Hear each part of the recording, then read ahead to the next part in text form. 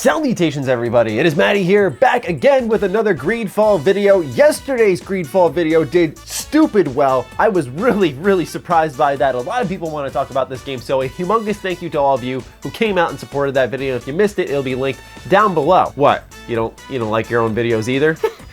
Okay, you're cool, okay. Now, it's clear from the outside looking in, Greedfall seems to be thematically a very unique RPG. There's fantasy elements, however, a lot of the aesthetics are colonial inspired. So what I want to do today is really hone in on that theme and talk about 6 things that I found quite unique with Greedfall while sifting through the gameplay overview trailer we just got a couple of days ago. Sadly, that's the only bit of footage that we've really had that's current for this game, so I'm really limited in the terms of resources I can show you, which is why you get to look at my pretty face today. All right, let's get it started with number 1, the starting class system. I'm a sucker for this stuff. Thank you, old school BioWare. Now, in this game, you have the warrior, whom focuses on melee combat. They have starting skills, just like every class, and in the warrior class, it is one-handed heavy weapons, one-handed blades, and firearms, so very offensively focused. The recommended attributes that you can build up with this class are strength and endurance. Meanwhile, the recommended talents are craftsmanship and vigor. The first set of starting skills is predetermined for you based off the class you select. The rest are just recommendations. You do not have to go down these routes. You can go whichever way, but as I highlight more about the leveling system in this video, which is really what makes this title stand apart from its competitors, I think you'll start to realize why it may be best to consider those suggestions the game is giving you. Next up is technical, where the focus is controlling the battlefield. This one sounds especially interesting. They begin with the ability to set an elemental trap, use firearms, and one-handed blades. I also saw the ability in the tactical combat menu to place different traps, such as poison ones. The recommended attributes for this class is accuracy and agility, and the recommended talents are science and lockpicking. Lastly, there is the magic class, where the main strength is doing damage from afar. The starting skill set here is divine magic ring, stasis, and one-handed heavy weapons. So essentially a battle mage, which I really like the idea of that. The recommended attributes are mental power and willpower, while the talents are science and intuition. The reason why this really stands out from other RPGs is because most of them are very free-form. As you play the game, you start to have your strengths set into place gradually, but I've always liked in role-playing games, once again, thank you old school BioWare for instilling this in me for the entirety of my life, is when you have a certain skill set. For example, you have the soldier class, the engineer class, and then you go from there based off that starting skill set and you play the game in a different way. I think it sort of narrows the experience down where there's an overwhelming amount of choices you can make, but it helps make them a little bit easier because you know the route you should go with that character, and then it encourages you to come back later and play the game once more to try it in a different route. At least that's how I go with it. Number 2 is that talents impact the traversal of the levels you are in and how you can complete missions, or if you can complete missions. It also changes how you approach the play style of the game. So the trailer actually showed off a science example and a lockpicking example. Now, the lockpicking example was all about stealth, where you were crawling past enemies and then they would lockpick and get into a building. Meanwhile, science allows you to blow off weak walls with explosives you have created.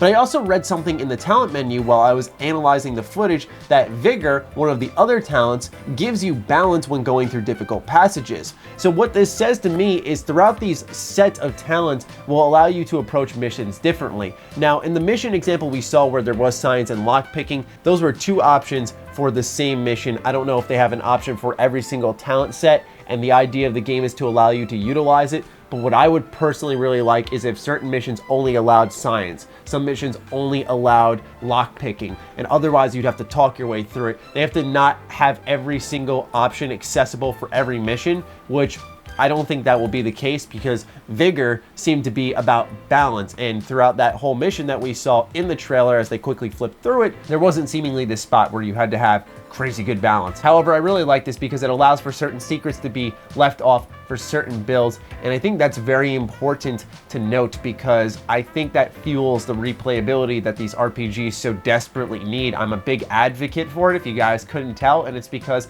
so many companies leave them in the dust to make everything accessible, and it's like, it's okay if a game is a little bit shortened and in turn you have things that are more condensed and cut off because people will come back again. It's natural, it happens a lot. Trust me. Number 3 is a really detailed stat menu, another thing that gets left to the wayside in exchange for accessibility. There are labels where your skills are for attacking, defense, magic power, and technique. It also has listed statistics for melee, shooting, defense, and so on. Furthermore, there's a relationship level tracker for both your companions and the various factions on this new continent. Now, I may sound like I'm repeating myself in this aspect, and I do apologize because I've definitely said it before, but one of the things I loved about KOTOR was the ability to track in menu where I was statistically. And I said this about the Outer Worlds, and I'm saying it about Greedfall. If you haven't noticed, there's a trend there. I like to know where I'm at. RPGs are sort of a tactical game in approach. It's about how you go through the game and how you want to build your character. But if I don't have numbers and bars representing where I'm at with people,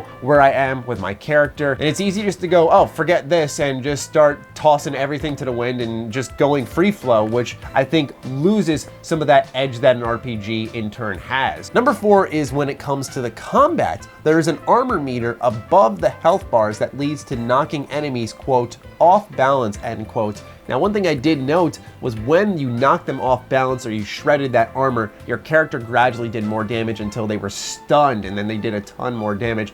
And I really like this system, provided it's not like, we'll say, Wolfenstein Youngblood, where the armor shredding is obnoxious, in your face, you're shooting an enemy with a shotgun 40,000 times, but because you didn't have a pistol out in turn, they didn't have their armor shredded quick enough.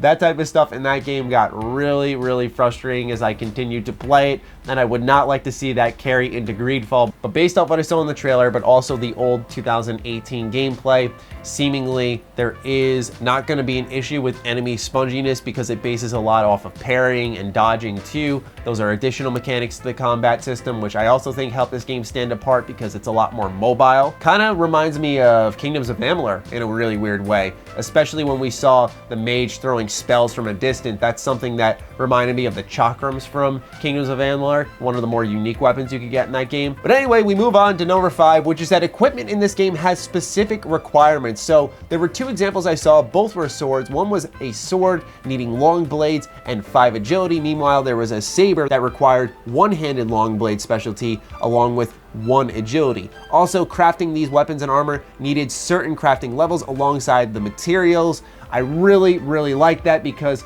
a lot of these games become so crafting dependent. They just fuel all of their gameplay loop into the crafting system. I'm a huge fan that it's rather a system you can decide to invest in, or you can spend your money on it and haggle for it. And also, when you get that stuff, you have to have the skill to use it. It reminds me sort of like RuneScape, where you needed 60 attack to use a dragon dagger, I think it was, or was it a dragon sword? Man, it has been a while. I need to go back to RuneScape. Woo.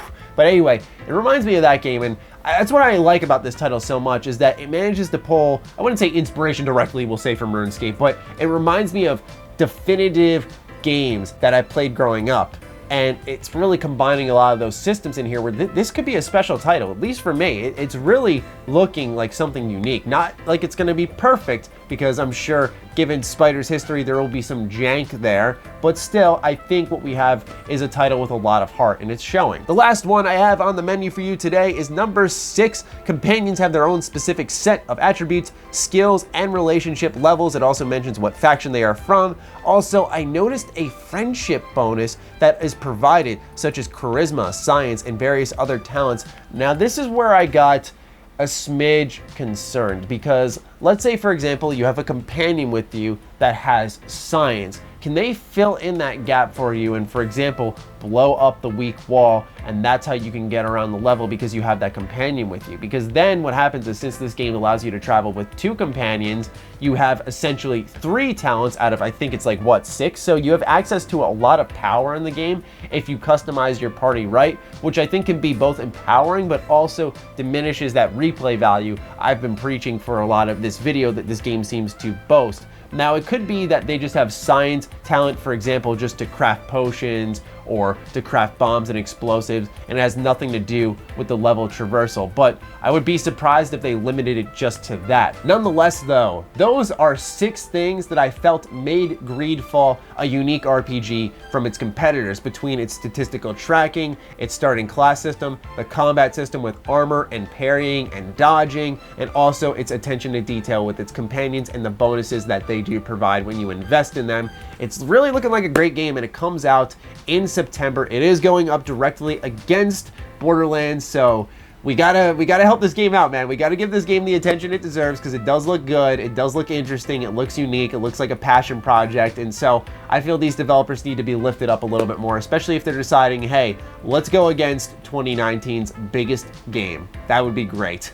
Probably the only bad thing I've seen about this game so far, because I feel like the discussion for Greedfall could easily get overshadowed when Borderlands 3 comes out, but hopefully this game bubbles to the top and people really start giving it some love. I'd love to hear your thoughts about Greedfall, anything else that maybe makes it unique in your eyes. Fire away in the comments down below. Other than that, follow me on Twitter, follow me on Instagram. Those links are in the description down below, along with my Patreon. Do consider supporting that, as it fuels all the content I create here. Stay sexy, stay active. I love you all.